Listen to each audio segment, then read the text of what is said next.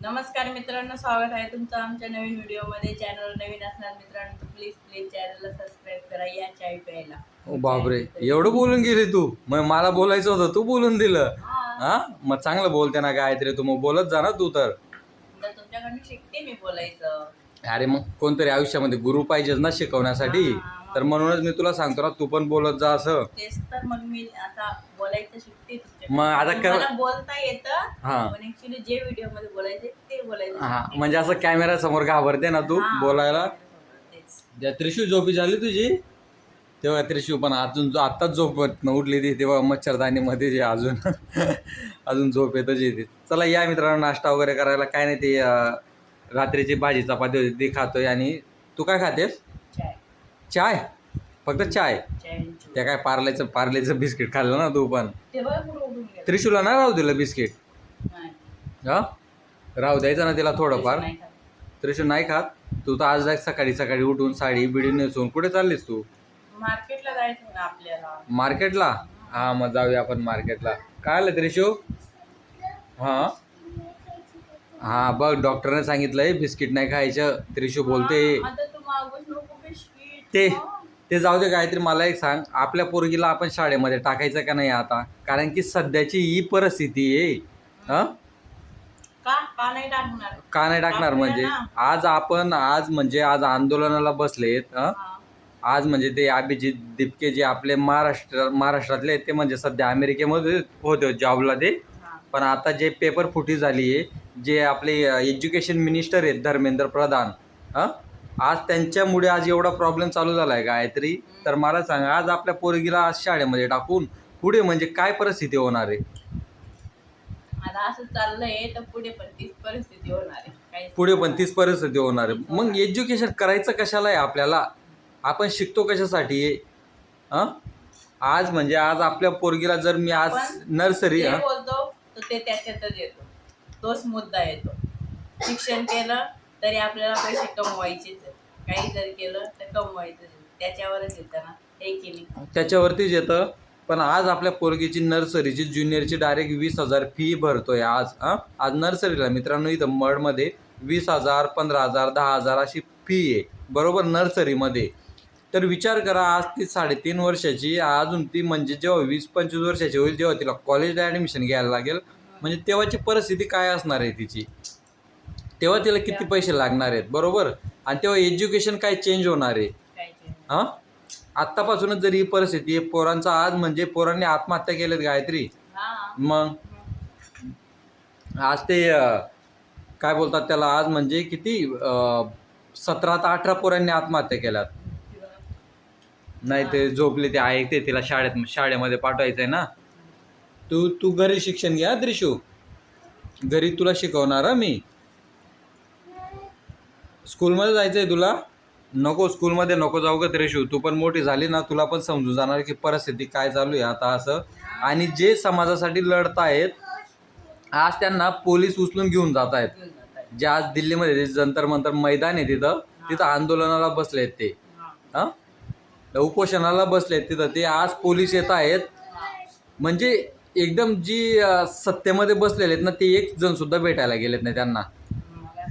जे सोनम सर आहेत, म्हणजे माहिती आहे 3 इडियट पिक्चर बघितला आहे ना? 3 इडियट पिक्चर जो आहे ना, तो त्यांच्यावरतीच बनलेला आहे तो. ते आज म्हणजे एक उपोषणाला बसलेत की आज विद्यार्थ्यांचं नुकसान नको व्हायला, याच्यासाठी उपोषणाला बसलेत. तरी सत्तेमधल्या लोकांनी त्या पोलिसांना पाठवून त्यांना कालच उचलून घेऊन गेलेत पोलीस स्टेशनला. अरे ते माणूस 15-20 दिवसापासून म्हणजे काहीच न खाताच उपोषणाला बसलेत ते. म्हणजे कुणासाठी लढतायत ते?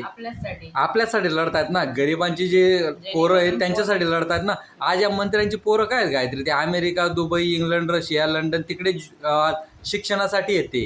तिकडनं ते पदवी घेऊन येतात. इंस्टाग्राम, फेसबुकला ते मंत्री लोक फोटो टाकतात, माझ्या मुलाचं डिग्री कंप्लीट झाली, ही कंप्लीट झाली, ते कंप्लीट झाली. आज आपल्यासारखे सामान्य पोरं जे म्हणजे शेती करून करून पोरांना शिकवत आहेत. आज नेटचा पेपर जो फुटतोय, आज डॉक्टर जे म्हणजे फ्युचरमध्ये जे डॉक्टर बनणार आहेत, आज त्यांची अशी परिस्थिती आहे. ज्या बिचारांचं 1-1, 2-2 वर्ष वाया जात आहे. मग यांना काही गोष्टी समजायला पाहिजेत ना. आज उपोषणाला बसले ते कशासाठी बसलेत? ते काय स्वतः चाल भाऊ मला 1 करोड दे 2 करोड दे. नाही बसलेत ना, एवढे सगळे पोरांसाठीच बसलेत. मग आपल्यासारख्या जे सामान्य लोकांची जे पोरं आहेत त्यांच्या भविष्यासाठी बसलेले आहेत ना तिथं. त्यांना सपोर्ट करायला पाहिजे, सांगायला पाहिजे ना काहीतरी. आणि पोलिसांनी आता उचलून घेऊन जातात ते मग. चुकीचं करतायत ना. मेन म्हणजे ना जे सत्तेमध्ये बसलेले आहेत ना गायत्री यांचीच मोठी चुकी आहे. आज धर्मेंद्र प्रधान आज त्यांना इस्तिफा द्यायला सांगतात. देऊन द्यायचा ना इस्तिफा, देऊन द्या ना तुम्ही. हा, तुमच्याच चुकीमुळे या गोष्टी घडतायत ना. तुम्हाला मंत्रिपदावरती कशाला बसवतो गायत्री आपण? जेणेकरून समाजाचं चांगलं व्हायला पाहिजे, पोरांच्या भविष्याचं चांगलं व्हायला पाहिजे. आता प्रत्येक तर मंत्री वेगवेगळेच ना. रोड मंत्री वेगळा, शिक्षण मंत्री वेगळा, अन्न पदार्थाचा मंत्री वेगळा, सगळ्यांना मंत्री वेगवेगळं बनवलेलंच असतं, बरोबर. मग आज जे शिक्षण मंत्री आहेत आपले इंडियाचे जे काय त्यांचं नाव धर्मेंद्र प्रधान आहेत ते, मग त्यांनी देऊन द्यायचा इस्तिफा ना. स्वतःची चूक त्यांनी मान्य करायची ना. आज एवढे लाखो पोरांचे म्हणजे आज नुकसान झालेलं आहे, ते कशामुळे झालंय? त्यांच्या चुकीमुळे झालंय ना. अरे मग तुम्ही सत्तेमध्ये बसताय तर करा ना, काहीतरी कामं करा ना तुम्ही. आज सत्तेमध्ये असून म्हणजे एक सुद्धा म्हणजे त्या पक्षातला नेता त्यांना भेटायला गेला नाही, त्या सोनम सरांना. टाईमवरती कोणीच नाही.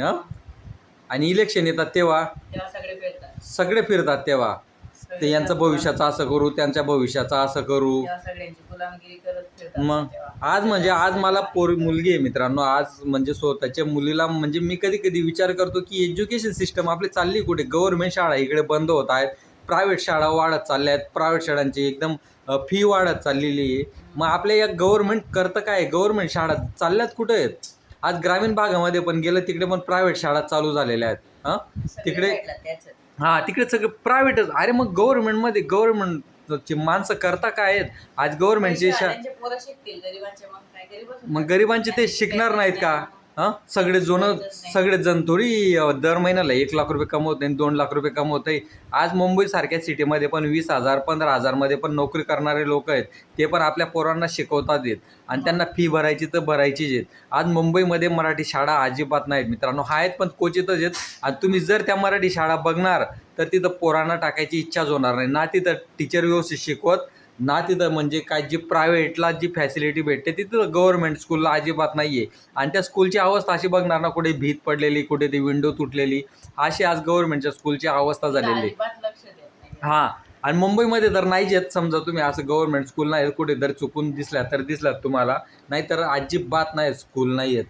आज म्हणजे आज प्रायव्हेटमध्ये विचार करा तुम्ही. आज माझ्या मुलीला जेव्हा मी ॲडमिशनसाठी घेऊन जाणार आहे तर तिथं मला 20,000 रुपये डायरेक्ट वर्षाचे भरायचे आहेत आणि दर महिन्याला 3,000 4,000 फी वेगळी भरायची प्रायव्हेटला. म्हणजे आता तिचं वय किती आहे? फक्त 3.5 वर्षाची आहे ती. तर पुढे विचार करा ते काय परिस्थिती राहणार आहे एज्युकेशनची. एज्युकेशन सिस्टम पूर्ण बदलूनच टाकलं ना गायत्री या लोकांनी.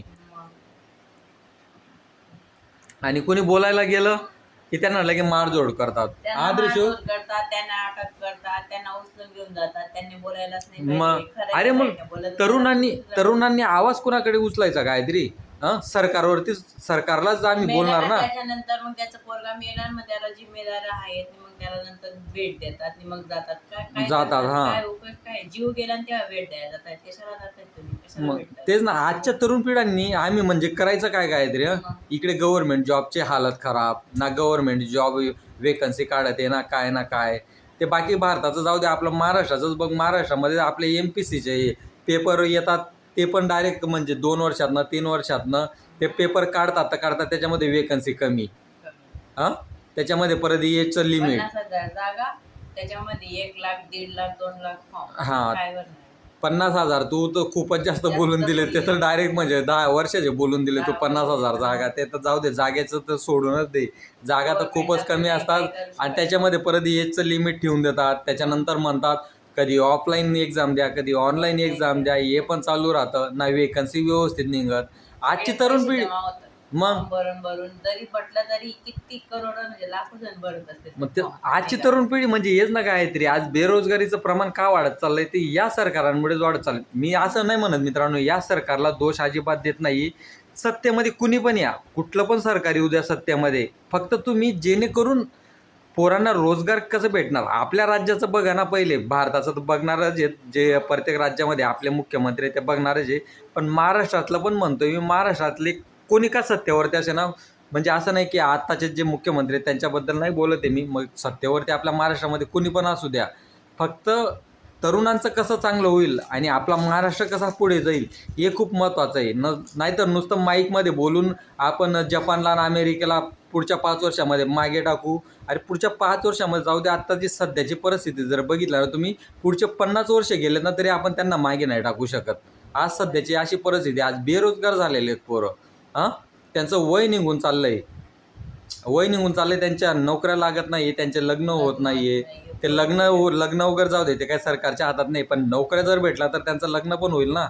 पण तुम्ही वेकन्सीज जर नाही काढत आहेत, वेकन्सीज नाही निघत आहे, तर कुठून ते पोरं ते एक्झाम देणार आहेत? त्यांचं वय आता निघत चाललेलं आहे. ठीक आहे, चालेल मित्रांनो. बघा, आता प्रत्येकाचा वैयक्तिक प्रश्न आहे. तरुणांसाठी जे आता दिल्लीमध्ये ते ज्या काही गोष्टी चालल्या आहेत त्यांना नक्की सपोर्ट करा मित्रांनो, ते खूप महत्त्वाचं आहे. ठीक आहे, प्रत्येकांची म्हणजे आपली वैयक्तिक लाईफ आहे. बघा, आता एज्युकेशन म्हणजे खूपच वेगळ्या पद्धतीने चाललं आहे, ते तुम्हाला पण माहितीच आहे. ठीक आहे, चालेल मित्रांनो. चला बाय बाय, भेटू आपण पुढच्या व्हिडिओमध्ये. चल बाय बाय कर गायत्री. चालेल. झाला ना तुझा नाश्ता? झाला? हा त्रिशू, हे बघ त्रिशूला भूक लागली, बनवून दे काहीतरी तिला, मॅगी वगैरे बनवून दे. आता मॅगी बनवून दे ना. नाही खाते मग. मॅगी नाही दे, मग ते दूध गरम करून दे तिला एका कपमध्ये. मग काय पाहिजे? मॅगी पाहिजे? हां ठीक आहे, चालेल. चल बाय बाय कर काहीतरी. चालेल, बाय बाय. चालेल मित्रांनो, चला बाय बाय.